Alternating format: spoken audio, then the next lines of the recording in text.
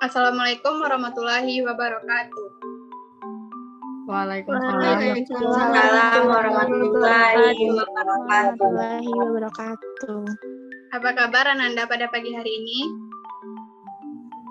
Alhamdulillah sehat. Alhamdulillah baik. Alhamdulillah.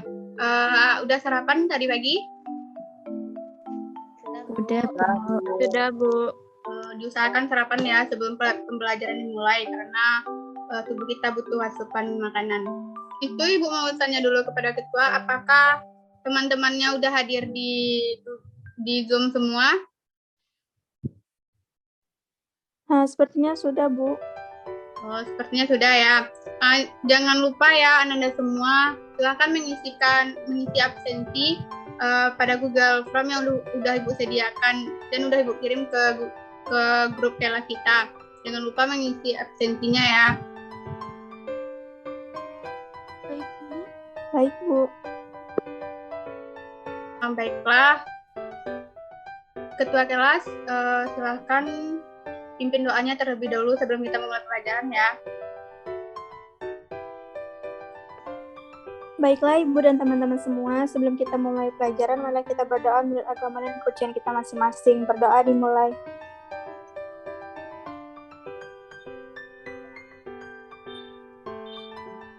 Berdoa selesai. Terima kasih kepada Ketua.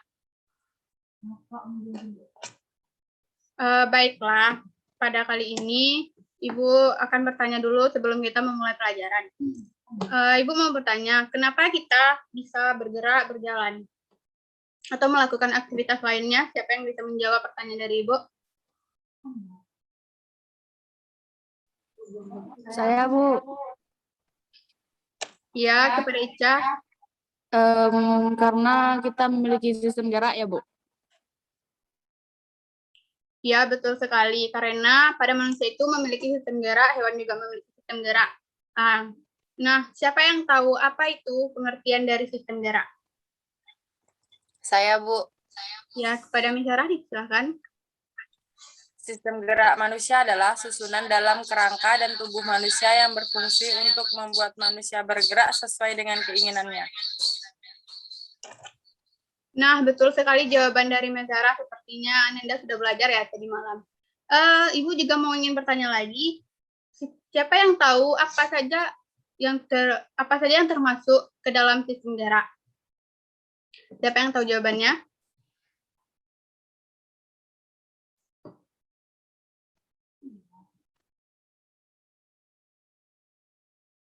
Ya, ada yang tahu?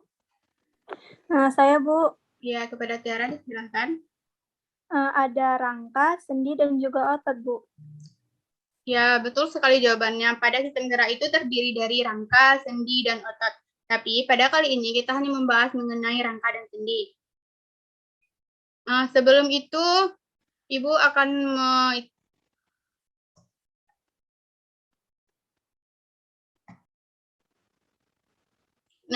sebelum itu Ibu akan menyampaikan dulu apa KD-KD yang akan kita bahas pada pertemuan kali ini. KD-nya itu yaitu KD 3.1 menganalisis gerak pada makhluk hidup, sistem gerak pada manusia, dan upaya menjaga kesehatan sistem gerak. Jadi pada KD kali ini kita hanya membahas mengenai KD 3.1.1 mengidentifikasi alat gerak, 3.1.2 menguraikan komponen penyusun pada sistem gerak manusia, 3.1.3 menyebutkan macam-macam tulang rangka manusia, 3.1.4 menjelaskan fungsi rangka manusia, 3.1.5 menjelaskan struktur tulang, 3.1.6 menjelaskan proses ossifikasi tulang, 3.1.7 menjelaskan fungsi sendi, 3.1.8 mengidentifikasi jenis sendi yang bekerja pada setiap gerakan. Nah, setelah kita mengetahui KD apa yang akan kita jalankan, selanjutnya kita harus mengetahui tujuan pembelajaran pada kali ini. Tujuan pembelajarannya yaitu disajikan video yang terkait dalam materi peserta dapat menentukan apa itu sistem gerak pada manusia dengan benar. Dengan penugasan, peserta dapat menentukan komponen penyusun pada sistem gerak dengan benar. Dengan tanya jawab, peserta dapat menyebutkan macam-macam tulang rangka manusia dengan benar. Dengan video yang telah terkait dalam materi, peserta dapat menentukan fungsi rangka pada manusia dengan benar. Peserta didik dapat menjelaskan struktur tulang dengan benar. Peserta didik dapat menjelaskan proses osifikasi tulang dengan benar. Peserta didik dapat menentukan fungsi dari sendi dengan benar. Nah,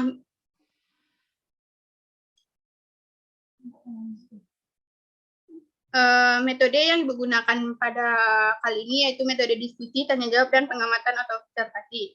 Selanjutnya, model pembelajaran yang digunakan yaitu cooperative learning tipe group investigation.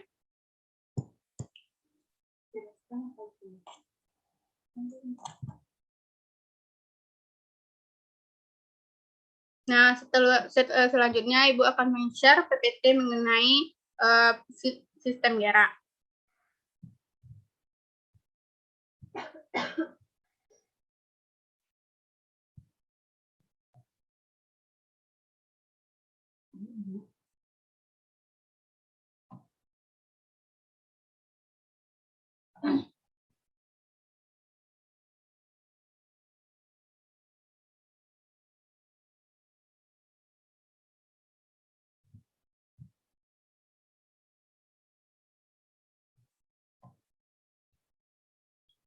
Nah, ini kita akan membahas mengenai sistem gerak pada manusia.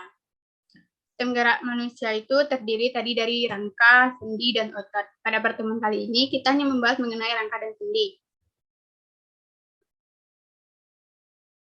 Nah, yang pertama kita akan membahas mengenai rangka, yaitu sama dengan tulang. Tulang merupakan salah satu bagian sistem rangka yang terbuat dari jaringan ikat tulang. Tulang sangat berguna bagi manusia. Beberapa fungsi tulang adalah sebagai berikut. Sebagai alat gerak bersama dengan otot, sebagai tempat melekatnya otot, sebagai pelindung organ lunak dan vital, tempat memproduksi sel-sel darah, tempat penyimpanan cadangan mineral berupa kalsium dan fosfat serta cadangan lemak. Nah, ini merupakan struktur dari tulang pada tubuh manusia yang terdiri dari tulang selangka, tulang lengan, tulang rusuk, tulang pengumpul, tulang hasta, tulang paha. Dapat Anda lihat ya pada gambar di slide PPT Ibu. Nanti coba Anda cari juga di internet, pasti ada mengenai struktur tulang pada manusia. Nah, selanjutnya kita masuk mengenai klasifikasi tulang. Tulang itu terbagi menjadi dua, yaitu tulang rawan dan tulang keras. Yang pertama kita akan membahas mengenai tulang rawan. Tulang rawan terdiri atas sel-sel rawan atau kontrosit, serabut kolagen dan mastrit. Sel-sel tulang rawan dibentuk oleh bakal-bakal sel tulang rawan, yaitu kondroblast. Nah, tulang rawan juga berfungsi sebagai rangka tubuh pada awal embrio, penunjang jaringan lunak dan organ dalam, serta melicinkan permukaan tulang dan sendi. Tulang rawan tidak mempunyai saraf dan pembuluh darah. Tulang rawan tidak mengandung sistem Haversian. Jaringan tulang diatur dalam piringan yang disebut dengan trabekula atau dipisahkan oleh ruang irregular atau lubang, dan membuat penampakan tulang berongga seperti keju Swiss. Berdasarkan susunan serabutnya, tulang rawan dapat digolongkan menjadi tiga, yaitu yang pertama tulang rawan hialin, yang mempunyai serabut terbesar dalam anyaman yang halus dan rapat. Tulang rawan hialin terdapat di ujung tulang rusuk yang menempel ke tulang dada. Tulang rawan elastis, yang kedua yaitu tulang rawan elastis. Susunan sel dan matriknya mirip tulang rawan hialin, tetapi tidak sehalusnya dan serapat tulang hialin. Tulang rawan elastis terdapat di daun telinga, laring, dan epiglotis. Selanjutnya, tulang rawan fibrosa. Matriknya tersusun kasar dan tidak dicakram antar tulang belakang dan simfisis pubis atau pertautan tulang kemaluan. Nah, ini merupakan struktur dari tulang rawan yang terdapat di ujung tulang rusuk yang menempel ke tulang dada. Dan ini merupakan tulang rawan elastis yang terdapat di daun telinga, laring, dan epiglotis. Nah, ini merupakan tulang rawan fibrosa yang terdapat pada pertautan tulang kemaluan. Berikutnya kita akan membahas mengenai tulang keras. Tulang keras terbentuk dari tulang rawan yang mengalami penulangan osifikasi. Ketika tulang rawan atau kartilago terbentuk, rongga-rongga matriknya terisi oleh sel osteoblast. Osteoblast merupakan lapisan sel tulang muda. Osteoblast akan mengekspresikan zat interseluler seperti kolagen yang akan mengikat zat kapur. Osteoblast atau sel tulang keras antar sel tulang yang satu dan Sel tulang yang lain dihubungkan oleh juluran-juluran sitoplasma yang disebut kanalikuli.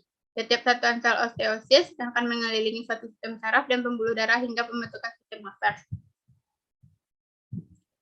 Nah, selanjutnya ini merupakan struktur dari tulang teras dan tulang spons.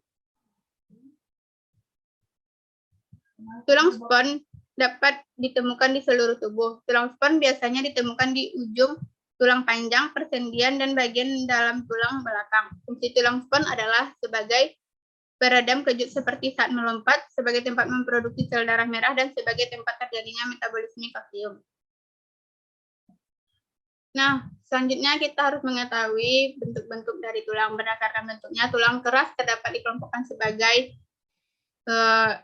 berikut. Yang pertama itu tulang pipa.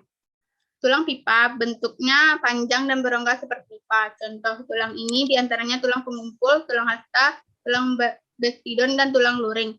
Tulang pipa terdiri atas dua bagian, yaitu diafisis dan epifisis. Nah, berikutnya kita akan membahas mengenai tulang pipih. Tulang pipih merupakan tulang-tulang yang berbentuk pipih. Tulang pipih banyak terdapat di rangka aksial. Misalnya tulang rusuk, tulang belikat, dan tulang-tulang penyusun tengkorak. Tulang pipih berfungsi sebagai pelindung suatu rongga, misalnya rongga tengkorak melindungi otak dan rongga dada melindungi jantung serta paru-paru. Selanjutnya kita akan membahas mengenai tulang pendek. Nah, tulang pendek itu tulang yang berbentuk pendek dan hanya ditemukan di daerah pangkal telapak tangan, pangkal telapak kaki, dan tulang belakang. Selanjutnya, tulang tidak beraturan. Tulang tidak beraturan merupakan tulang yang memiliki bentuk tidak beraturan. Contohnya adalah tulang-tulang belakang dan tulang penyusun wajah. Baik, kita akan membahas sedikit mengenai proses osifikasi pada tulang. Proses pembentukan tulang dikenal dengan osteogenesis atau osifikasi. Proses osifikasi dilakukan oleh sel pembentuk tulang yang disebut dengan sel osteoblast. Proses pembentukan ini terdiri dari dua tipe, yaitu osifikasi intramembran dan osifikasi endokondral. Osifikasi intramembran tergolong tipe pembentuk tulang yang kurang umum atau jarang terjadi. Pasalnya, proses pembentukan tulang tipe intramembran ini terbatas hanya pada tulang tengkorak yang rata, seperti parietal, sebagian dari tulang temporal, dan sebagian dari tulang maksila. Proses osifikasi merupakan proses pembentukan tulang dari jaringan mesenkim menjadi jaringan tulang, contohnya pada proses pembentukan tulang pipih. Nah, selanjutnya mengenai osifikasi endokondral. Proses pembentukan tulang yang terjadi di mana sel-sel mesenkim berdiferensiasi lebih dulu menjadi kartilago atau jaringan rawan, lalu berubah menjadi jaringan tulang. Misal proses pembentukan tulang panjang, ruas tulang belakang, dan pelvis. Proses osifikasi ini bertanggung jawab pada pemanjangan tulang dan pembentukan sebagian besar tulang manusia. Pada proses ini, sel-sel tulang osteoblast atau aktivitas membelah dan muncul di bagian tengah dari tulang rawan yang disebut senter osifikasi. Osteoblast selanjutnya berubah menjadi osteosit. Sel-sel tulang diosa ini tertanam dan kuat pada masuk tulang. Berikutnya kita akan membahas mengenai sendi. Yang pertama kita membahas rangka, dan selanjutnya kita membahas mengenai sendi. Nah, seperti yang telah dipelajari sebelumnya, rangka tubuh manusia tersusun dari tulang-tulang yang saling berhubungan. Hubungan antar tulang itu disebut sendi. Dengan adanya sendi, kaki dan tangan dapat dilipat, diputar, dan sebagainya. Tanpa sendi kita tidak akan bergerak, bahkan tidak dapat bergerak sama sekali. Memang ada persendian yang sangat kaku sehingga tidak memungkinkan adanya gerakan. Namun banyak persendian yang memungkinkan terjadinya gerakan. Berdasarkan sifat gerak inilah sendi dibedakan menjadi sendi mati, sendi kaku, dan sendi gerak. Yang pertama kita akan membahas mengenai sendi mati. Sendi mati merupakan hubungan antar tulang yang tidak dapat digerakkan. Penghubung antar tulangnya adalah serabut jaringan ikat. Contoh sendi mati terdapat pada hubungan antar tulang tengkorak disebut satura dan hubungan antar tulang pembentuk tulang panggul. Contoh sendi yang terdapat pada tulang antar ruas, tulang belakang, dan tulang rusuk. Nah, ini merupakan struktur dari sendi mati yang terletak di tengkorak kepala. Berikutnya mengenai sendi kaku. Sendi kaku merupakan hubungan antar tulang yang dapat digerakkan secara terbatas. Penghubungan antar tulang adalah jaringan tulang rawan. Contoh sendi kaku terdapat pada hubungan antar ruas tulang belakang dan hubungan antar tulang rusuk dengan tulang dada. Nah, selanjutnya kita akan membahas mengenai sendi gerak. Sendi gerak merupakan hubungan antar tulang yang dapat digerakkan dengan leluasa. Pada kedua ujung tulang yang saling berhubungan terbentuk rongga sendi yang berisi minyak sendi atau cairan sinovial. Sendi gerak dibagi menjadi 5 macam, yaitu sendi peluru, sendi engsel, sendi putar, sendi geser, dan sendi pelana. Nah, kita akan membahas satu persatu mengenai struktur dari sendi ini. Yang pertama itu sendi peluru. Kepala sendi berbentuk seperti bola. Pada salah satu tulang cocok dengan lekuk sendi yang berbentuk seperti soket, bongkol sendi tepat masuknya pada mangkok sehingga gerakan yang dapat diberikan ke seluruh daerah. Nah, yang kedua merupakan sendi engsel. Sendi ini mirip engsel pintu sehingga memungkinkan gerakan fleksi dan ekstensi. Permukaan bundar pada sendi ini berhubungan dengan tulang lain sehingga gerakan hanya dalam satu bidang dan dua arah. Terdiri dari sebuah tulang yang masuk dengan pas pada permukaan konkav tulang dan kedua sehingga memungkinkan gerakan ke satu arah. Contohnya sendi lutut dan sendi siku pada siku kita. Nah, berikutnya mengenai sendi putar. Sendi putar itu sendiri adalah hubungan antar tulang yang memungkinkan gerakan tulang yang menggeser pada tulang yang lain. Atau dengan kata lain, sendi putar disebut juga sebagai sendi yang memungkinkan terjadinya gerakan salah satu tulang yang berputar pada tulang lainnya. Sehingga contohnya adalah persendian yang terdapat pada tulang tengkorak dan juga tulang atlas, serta persendian tulang hasta dan juga tulang pengumpul. Berikutnya mengenai sendi geser.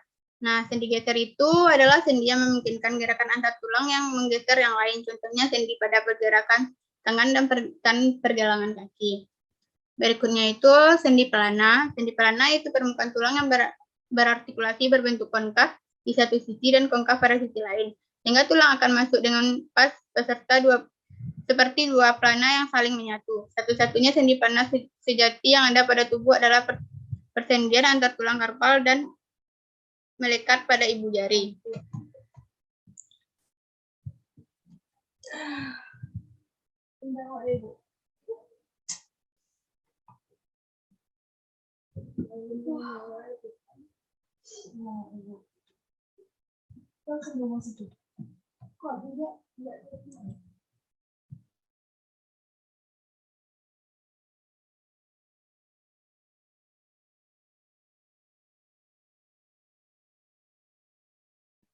Nah, sekian penjelasan Ibu mengenai materi kita pada kali ini, yaitu sistem gerak.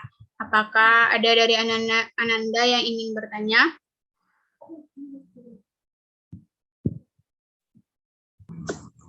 Ada Bu, saya Bu.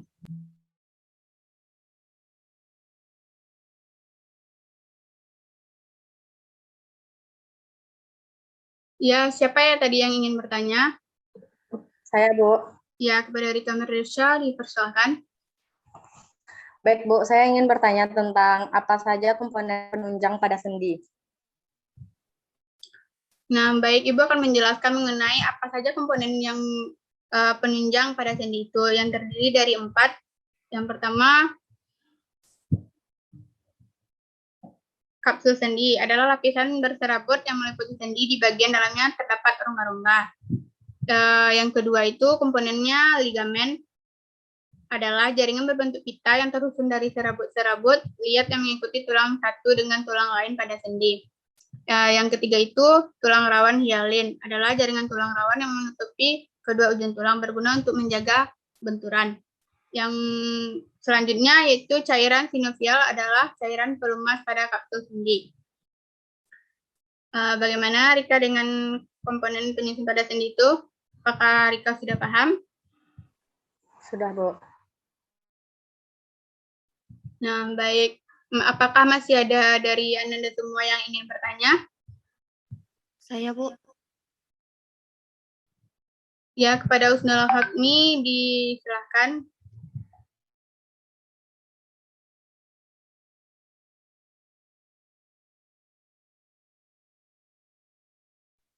Baik, Bu. Terima kasih.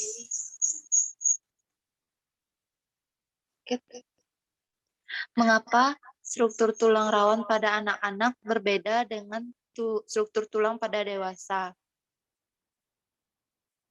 Sekian, terima kasih, Bu. Baiklah, Ibu akan menjawab pertanyaan dari Melakmi, yaitu mengapa tulang rawan pada anak-anak dan pada dewasa itu berbeda? Karena pada anak-anak jaring tulang rawan banyak mengandung sel-sel. Pada orang dewasa, jaringan tulang rawan banyak mengandung matriks.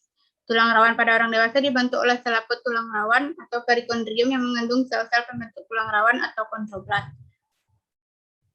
Nah, pada orang dewasa, tulang rawan hanya terdapat di bagian tertentu, contohnya seperti cuping hidung, cuping telinga, antara tulang rusuk, dan tulang dada. Sendi tulang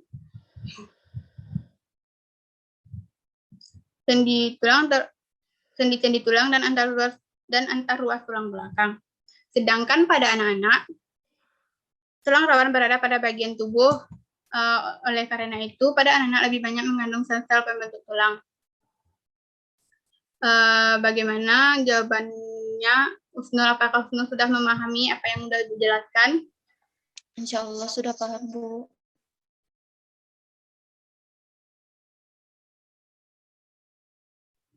Nah, baiklah. Setelah itu, Ibu akan bertanya kepada Ananda, yaitu pertanyaannya, apa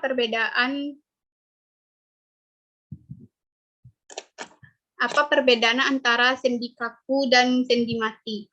Nah, bagi Ananda yang bisa menjawab, Ibu silahkan. Izin menjawab, Bu. Ya, kepada Oktarina Lorenza, silahkan. Perbedaan antara sendi mati dan sendi kaku yaitu sendi mati disebut juga dengan sinartrosis, sedangkan sendi kaku disebut juga amfiartrosis. Sendi mati tidak memungkinkan terjadinya gerak antar tulang, dan sedangkan sendi kaku memungkinkan terjadinya gerakan antar tulang, namun terbatas. Nah, betul sekali jawaban dari Oktarina Lorenza. Sepertinya Ananda sudah memahami dari materi-materi sistem gerak, dan Anda juga sudah belajar sepertinya tadi malam ya, apa materi kita pada kali ini. Nah, setelah itu Ibu akan membagi Ananda jadi beberapa kelompok. Kelompoknya udah Ibu kirim ke WA Group ya. Jadi Ananda lihat siapa aja anggota grup kelas, anggota kelompok Ananda.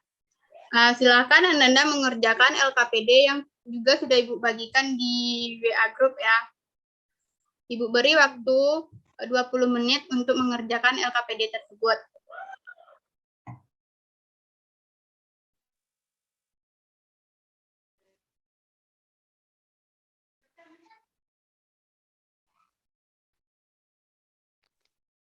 Nah, sepertinya waktu untuk pengerjaan LKPD-nya sudah 20 menit. Baiklah, kita akan membahas mengenai jawaban dari LKPD tersebut. Baiklah, Ibu akan men-share LKPD-nya.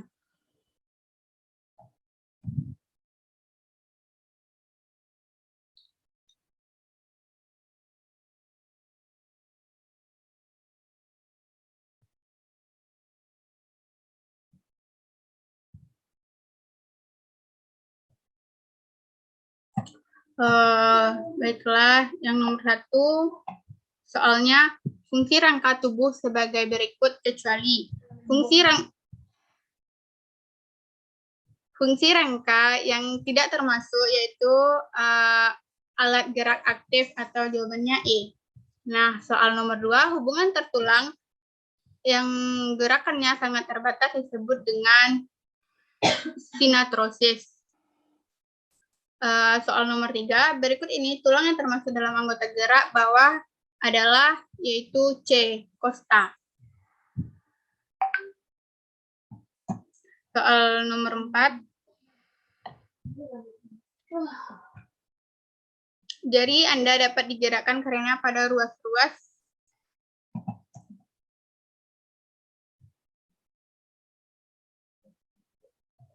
Soal nomor 4, jari Anda dapat digerakkan karena pada ruas-ruas jari terdapat engsel. Nah, pada ruas jari kita itu terdapat engsel. Nah, berikutnya soal yang kelima, yaitu berikut bagian tulang yang berfungsi melindungi organ vital dalam tubuh. Jadi yang berfungsi sebagai organ vital dalam tubuh yaitu parietal dan phalanges. Nah, Yang soal nomor 6, tulang penyusun. Yang pertama, femur, radius, fibula, humerus, dan metakarpal. Manakah yang termasuk bagian tulang penyusun anggota gerak? Jadi yang termasuk dari anggota gerak yaitu 2, 3, dan 5. Radius, fibula, dan metakarpal.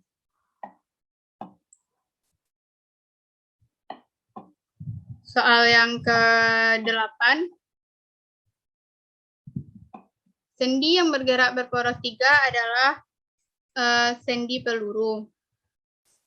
Ya, soal yang ke-9, bagian berguna untuk menghubungkan tulang dengan tulang pada persendian adalah kapsul sendi. Yang ke-10, tendon yang meletakkan pada tulang yang tidak dapat bergerak disebut dengan origo.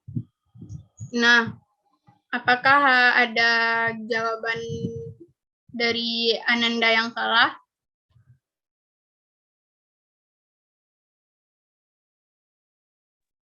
Apakah ada Ananda yang menjawab salah? Sepertinya tidak ada, Bu. Nah, sepertinya tidak ada, karena Ibu rasa Ananda sudah belajar tadi malam dan jawabannya mungkin sudah benar. Nah, sebelum itu, Ibu minta dari perwakilan kelompok untuk menyampaikan kesimpulannya. Ibu minta dari kelompok 1, silakan menyampaikan kesimpulan dari apa yang Anda diskusikan tadi mengenai LKPD dan materi apa saja yang Anda dapatkan ketika diskusi tadi bersama kelompoknya.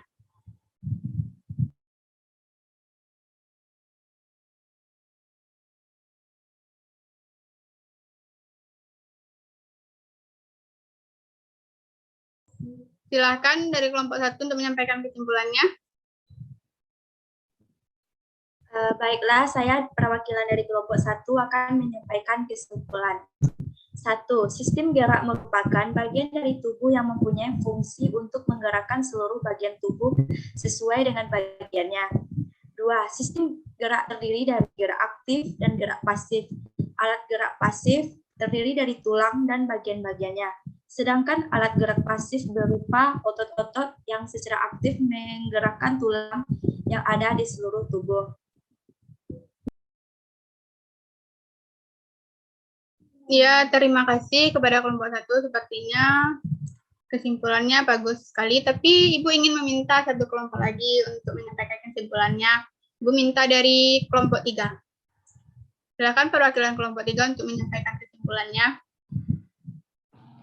Baiklah Ibu, berdasarkan dari hasil pelajaran kita pada pagi hari ini, saya dapat menyimpulkan, yaitu berdasarkan bentuk dan ukurannya, tulang dapat dibagi menjadi beberapa penggolongan, yaitu ada tulang panjang, tulang pendek, tulang pipi, dan tulang tidak beraturan, serta tulang sesamoid. Mungkin itu yang dapat saya sampaikan, Bu. Terima kasih Ibu ucapkan kepada Nur Mutiara. Ya, sepertinya kesimpulan pelajaran kita pada kali ini sudah lengkap.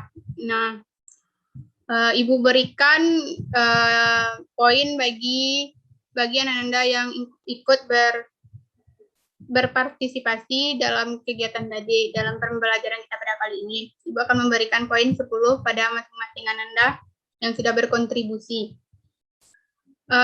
Ananda, Ibu kasih tugas untuk menyelesaikan soal LKPD yang esai tadi untuk kita bahas minggu depan.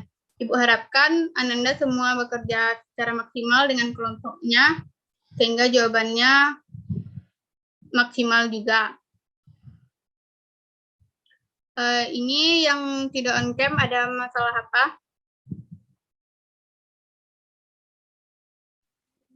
Sepertinya terkendala sinyal, Bu.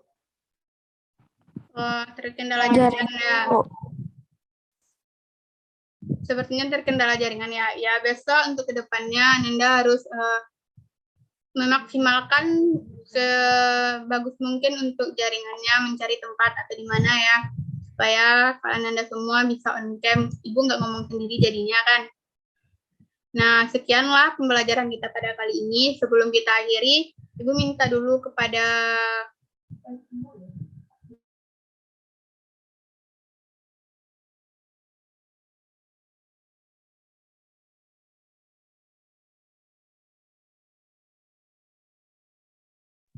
Tapi sebelum kita mengakhiri pelajarannya, Ibu ingin bertanya dulu, apakah Ananda udah paham dengan pembelajaran kita pada kali ini mengenai sistem gerak?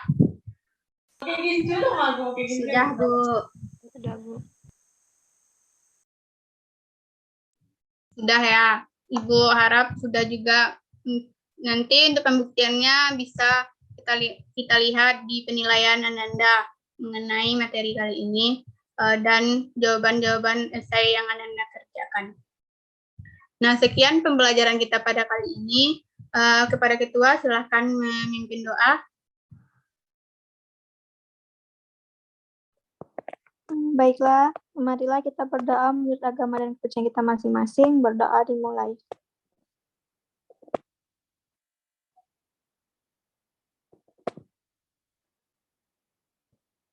Berdoa selesai.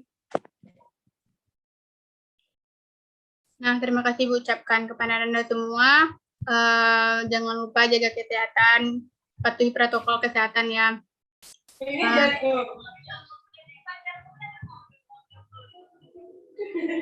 Pengen datu.